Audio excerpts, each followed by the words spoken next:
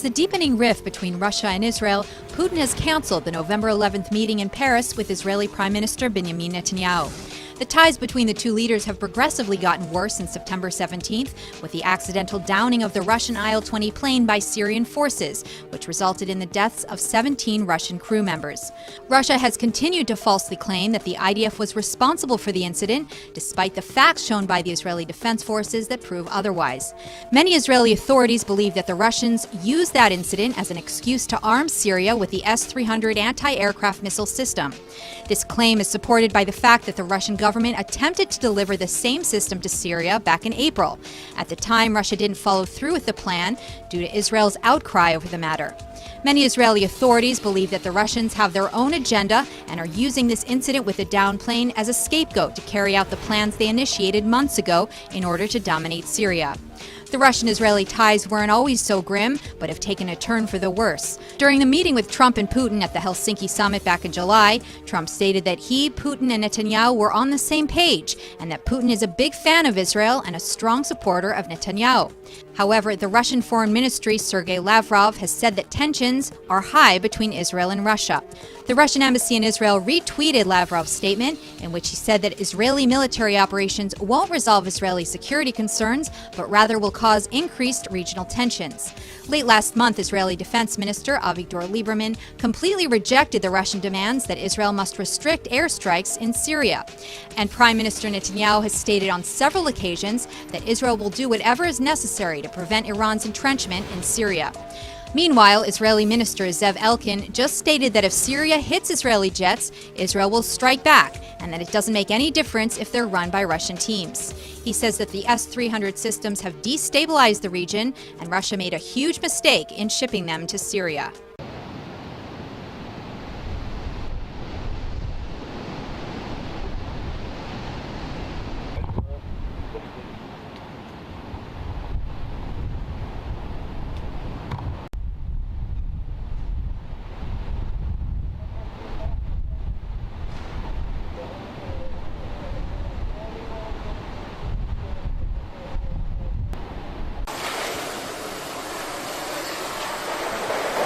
להתפוצץ עלינו דבר הזה עוד רגע. פחד אלוהים. יאללה, אני אהב. לוחמי האש שלנו פשוט מנסים...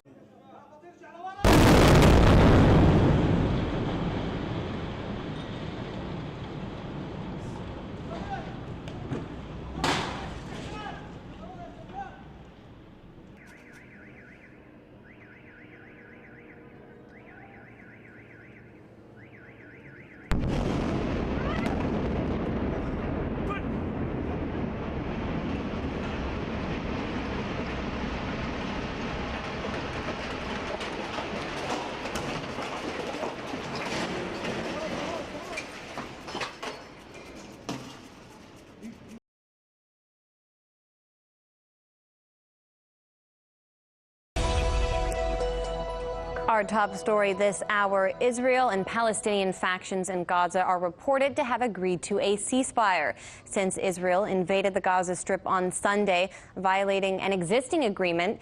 10 Palestinians and 1 Israeli have been killed. Israeli airstrikes levied several civilian buildings, including a television station, in recent days.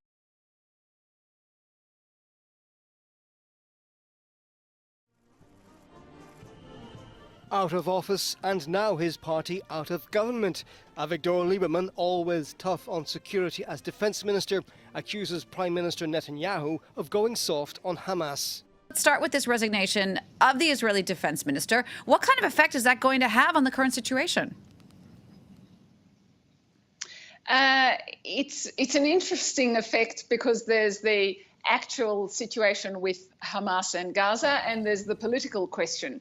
He removes himself and his party.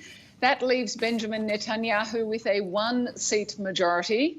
And it's not clear how long the government can last. And in fact, one of the things, we can talk about what he actually said with respect to Gaza next, but one of the things he said is he wants early elections and he wants them sorted and a date set by this Sunday. So he is actually making 2 points, one about Gaza and one really throwing an explosive of his own into the Israeli political system. The Israelis were on a secret mission in Gaza. The secret operation went bad. When it went bad, the IDF resorted to open gunfire, which caused the Palestinians to fire back, which caused the Israelis to send in warplanes and attack helicopters and even tanks.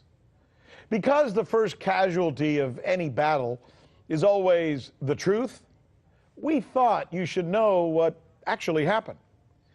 It's not our place to argue causality or intent, merely to report the facts that you and I deserve to hear as Americans, facts which for some reason you simply tend to not hear about, especially in stories like this from other cable news outlets. Whether America wants to be involved or paying for endless conflicts like the ones in the Middle East is up to Americans. But as an American, you and I should know the story well enough to be able to make that decision. That's important.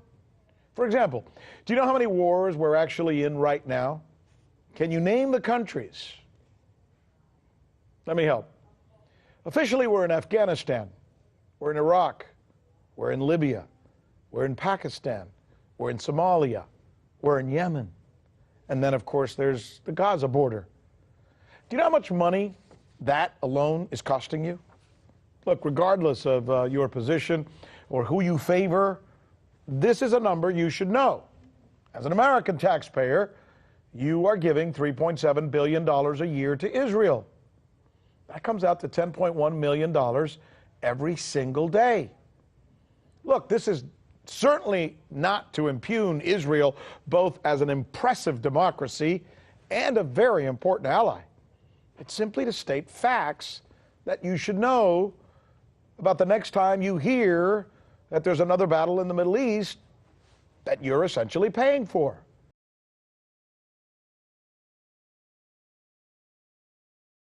We begin, though, with what many Americans are starting to see as a policy of endless wars, endless spending. Doesn't matter who's in the White House or who's in Congress, whether they're Republicans or Democrats. This topic seems to be treated sometimes by us here at home as if it's unspeakable to even question it. Should it be? And why? First of all, ideology. As Americans, we're consumed with the notion of American might. Is it our God-given right to send our military anywhere on the planet?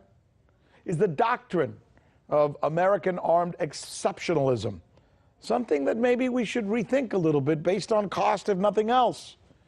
You tell me. And there's this.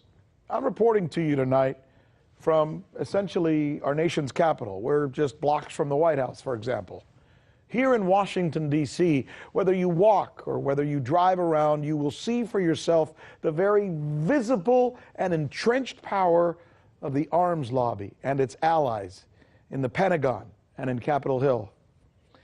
And here's what's interesting about that. That part of the story, it's all about money.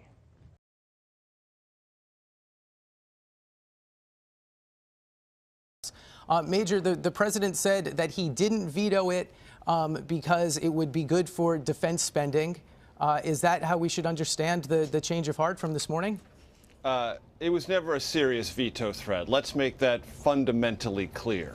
It was a toying maneuver for the president to generate a bit more curiosity about what he might do, but it was never a serious threat to veto it. Senior administration officials communicated that to me all morning long, that this was a way for the president to explain to his conservative base what he likes about the bill and suggest to them he was really powerless to stop the things he doesn't like in the bill. That, of course, forces an audience to assume that the president's powerless when it comes to federal spending.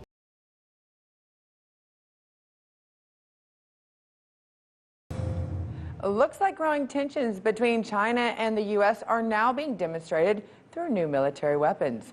China is showing off their power, and RT Sarah Montez de Oca joins me now. Amazing timing for the Chinese to start flexing their muscles. Sarah? Scotty, it's very good timing for them. The growing trade war is already affecting both the United States and China. And while it looked like China's biggest air show was grappling slowing growth amid the U.S. trade war, this did not stop China from showing off some of its latest weapons. Now, this comes at a time where tensions between the two largest economies are extremely high, and it doesn't seem like they'll be backing down either. So the Chinese air show, part of it air show and part of it arms expo, allows China to show their newest weapons developed by Chinese contractors. All new sorts of tech, including a stealth combat drone, is undergoing development, which could one day be for sale to other countries. Now, China's drone sales have soared to the Middle East, given their lower prices and without political conditions compared to American drones. During the air show, China Aerospace Science and Industry Corporation presented a new type of anti-ship ballistic missile. Codenamed CM-401, the weapon system can be launched by either land or sea and is intended for rapid and precision strikes against medium-sized ships, naval task force, and offshore facilities. It has the potential to destroy a vessel with just one hit. And because of its hypersonic velocity, it makes it almost impossible to intercept. Now, this could perhaps raise tensions even higher that already exist between China's military and the U.S. Navy. And Australia is now getting involved in pushing back on China's influence. Australia's Prime Minister, Scott Morrison, pledges to spend $1.45 billion on foreign policy. Now, this is to counter China's perceived influence in the region. Australia's national security and that of the Pacific, they're intertwined. As the 2017 Foreign Policy White Paper made clear when it was identified the Pacific as one of Australia's highest foreign policy priorities. Now, my government, the government that I have the privilege to lead, is returning the Pacific to where it should be, front and centre of Australia's strategic outlook. Morrison went on to say that this is also their region, their patch, and their home. The speech happened to take place while Australian Foreign Minister Marise Payne met with her Chinese counterpart Wang Yi in Beijing. During their meeting, Wang agreed with Payne that the two countries could work together to show their respective strengths. We are not rivals, and we can absolutely become cooperation partners. Payne later acknowledged that there would be differences, but that their focus is on handling those differences respectfully. Now, Scotty, this goes back to what we've been discussing lately with the trade war being between the U.S. and China, and that it's somehow connected to a broader military buildup and a technology arms race. But right now, it's only rhetoric, and China's President Xi Jinping recently paid a visit to its military region, saying that he wants to prepare in case of any emergency. And former commander of the U.S. Army, retired Lieutenant General Ben Hodges, also says that a war between the U.S. and China in 15 years is very much likely.